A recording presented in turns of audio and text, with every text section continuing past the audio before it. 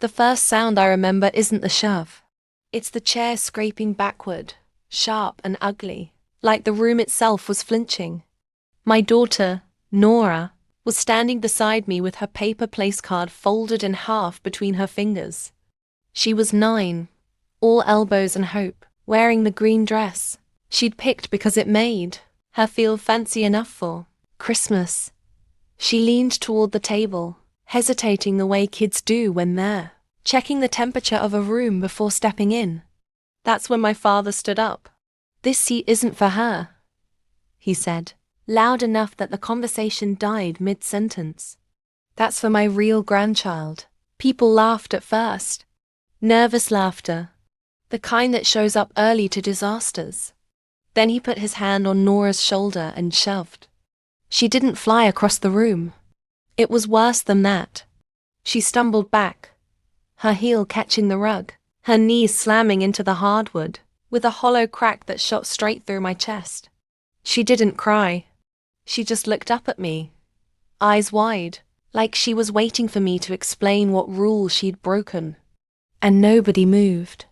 Not my stepmother, not my brothers, not the aunt who never misses a chance to comment on other people's parenting. The silence wasn't shock.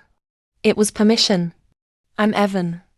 I'm a widower, which means I've learned how to keep my voice calm even when my insides are screaming, and how to protect my kid without teaching her the world is only fists and shouting.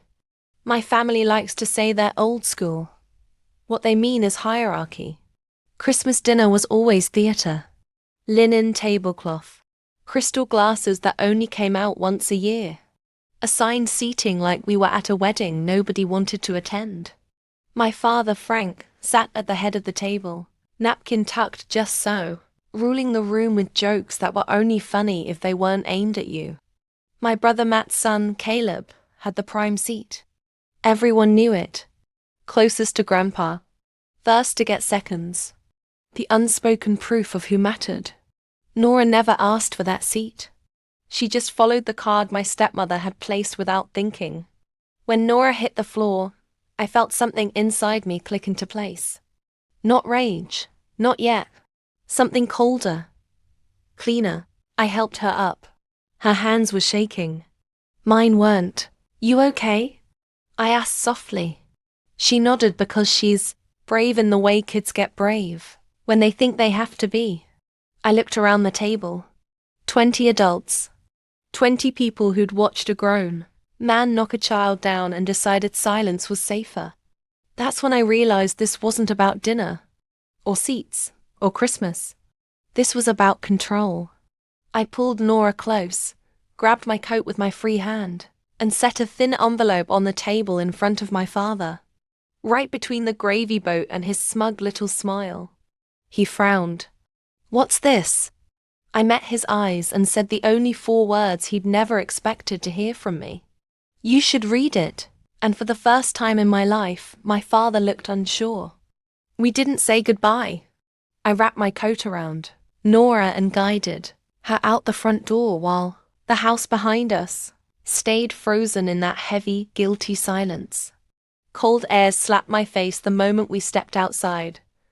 Sharp and clean, like the world reminding me it still existed beyond that dining room. Nora limped slightly across the driveway. She tried to hide it. Kids always do. I noticed anyway. "Hey," I said softly, crouching to her level. "Lean on me." She did, just a little, like she didn't want to take up too much space. That hurt worse than the shove. Inside the car, I buckled her in carefully, making sure the belt didn't press against her knee. Her hands were clenched in her lap, knuckles pale, eyes fixed straight ahead. Not crying, processing. My phone buzzed the moment I shut the door. I didn't look. I already knew who it was. As we pulled away, Christmas lights blurred past the window. Red, green, gold. All that warmth, flashing by while my daughter sat silent beside me, learning a lesson she never should have had to learn. "Dad," she said after a minute. "Yeah, kiddo. Did Grandpa get mad because I'm not really family?" The question landed in my chest like a dropped plate. I kept my eyes on the road. My hands tightened on the steering wheel. No, I said, steady and firm. He got mad because he's wrong. And wrong people sometimes get loud. She nodded, but her mouth stayed tight. Belief doesn't come easy after moments like that.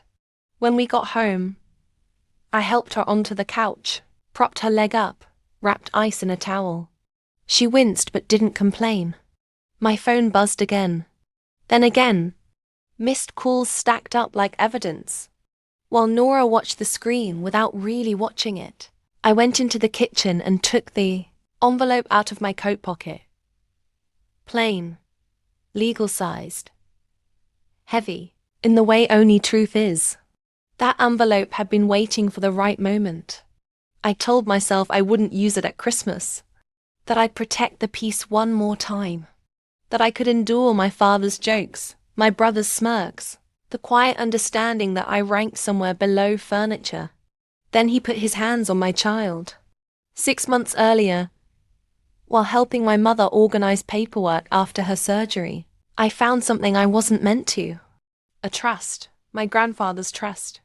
The one I'd been told didn't include me. My name was there, printed, undeniable. So were the withdrawals. Perfectly timed with my brother's new truck. The remodeled kitchen. Private school checks written like pocket change. I didn't confront them. I hired a lawyer. The envelope wasn't revenge. It was accountability. That night, after Nora fell asleep with her stuffed bear tucked under her chin, my phone rang again. I answered this time. "What the hell do you think you're doing?" My father snapped. I stared down the hallway toward my daughter's room. "I'm choosing my kid," I said quietly.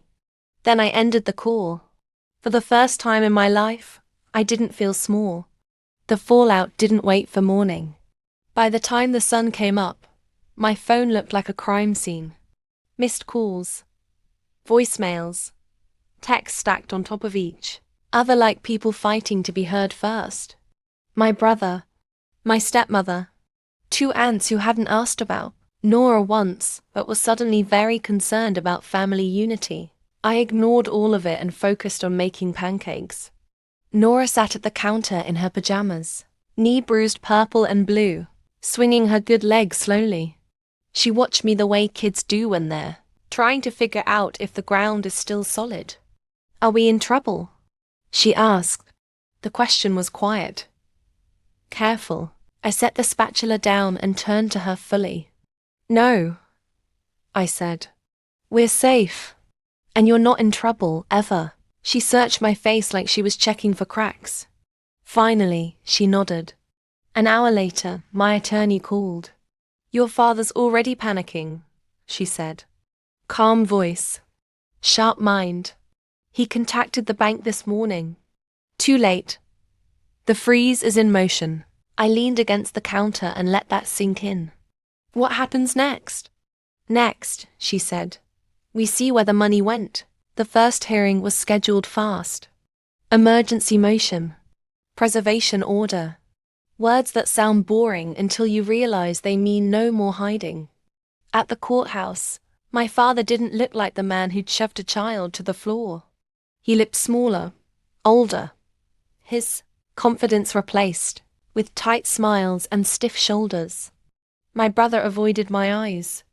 My stepmother stared straight ahead like if she didn't look at me, I couldn't see her. The judge didn't care about family dynamics. He cared about documents. The order was granted. Full accounting required.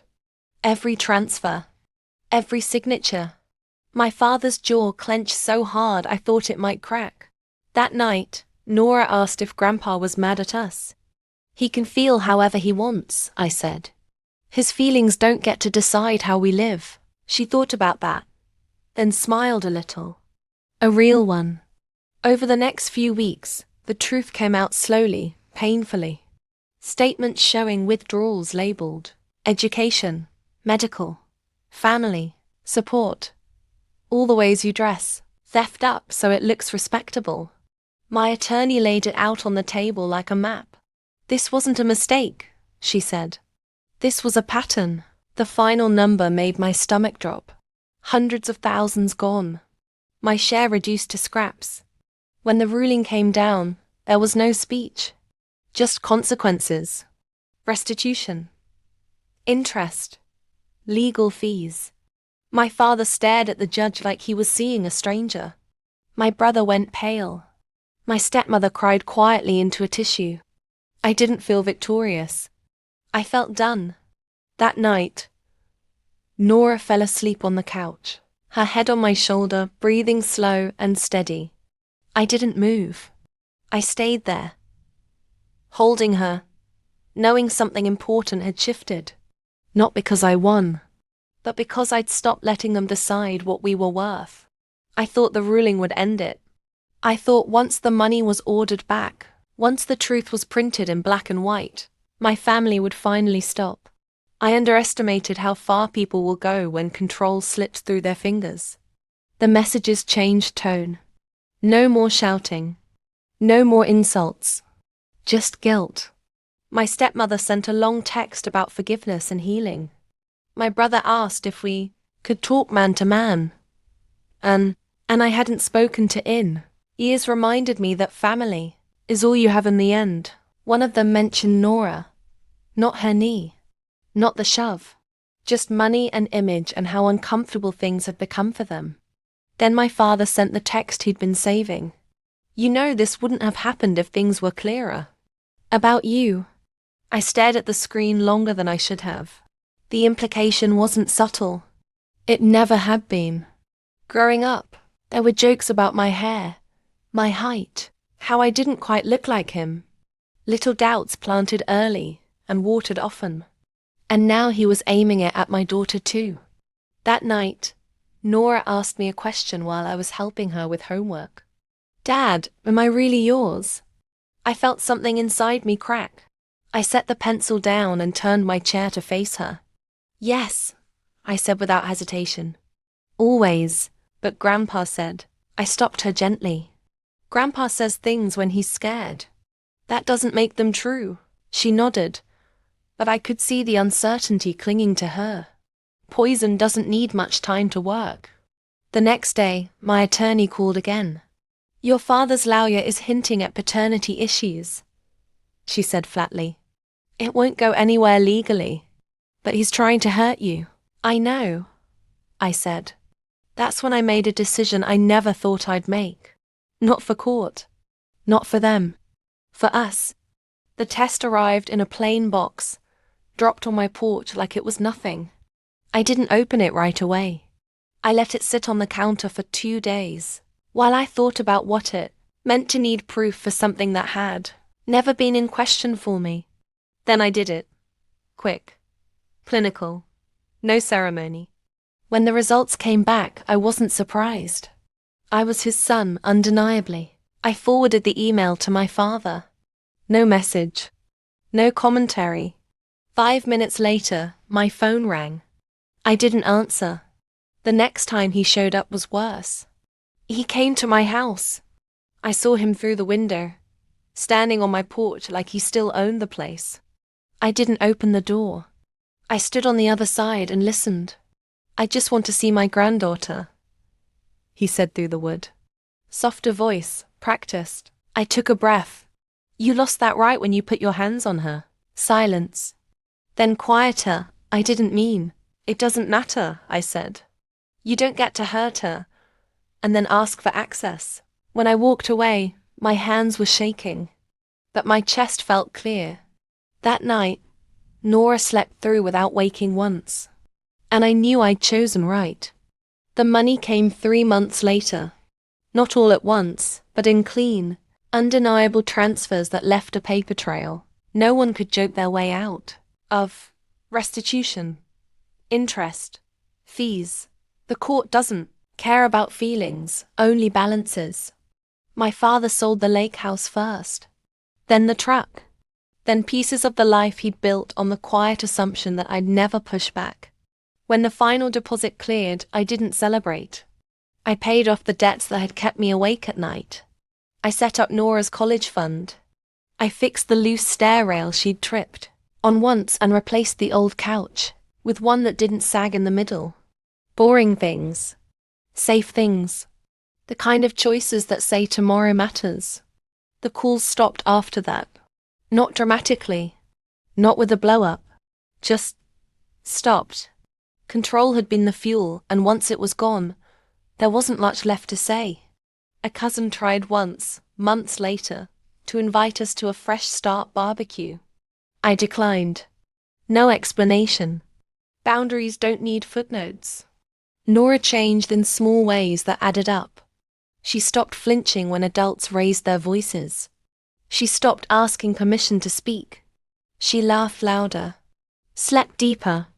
One night, while we were brushing our teeth, she caught her reflection and said, very casually, "I like our house." I smiled. "Me too. Can we always stay here?" She asked. I met her eyes in the mirror. "As long as you want." She nodded, satisfied, like that settled something important. On the anniversary of that Christmas, we didn't go anywhere. We made pizza from scratch. Flour everywhere. Music too loud. We ate at the coffee table and watched a movie we'd already seen. Nora's feet tucked under my leg like she needed to know I was real and solid. Halfway through, she paused the movie and looked at me. "Dad?" "Yeah, Bug. You stopped him," she said. Not a question. A statement. I felt my throat tighten. "I should have sooner," she shrugged. "Kids are generous that way. You did when it counted." That's the thing people miss when they talk about revenge. This wasn't about hurting him back. It wasn't about money, even though money made the truth unavoidable. It was about ending a pattern. About choosing my child over tradition. Over silence. Over the lie that peace is worth the price of dignity. My father lost his story. The one where he was the unquestioned center. I lost the hope that he'd ever change. And somehow, that trade gave me more than it took. Our life is quieter now. Smaller circles. Fewer chairs at the table. But every seat belongs. And no one ever has to earn it.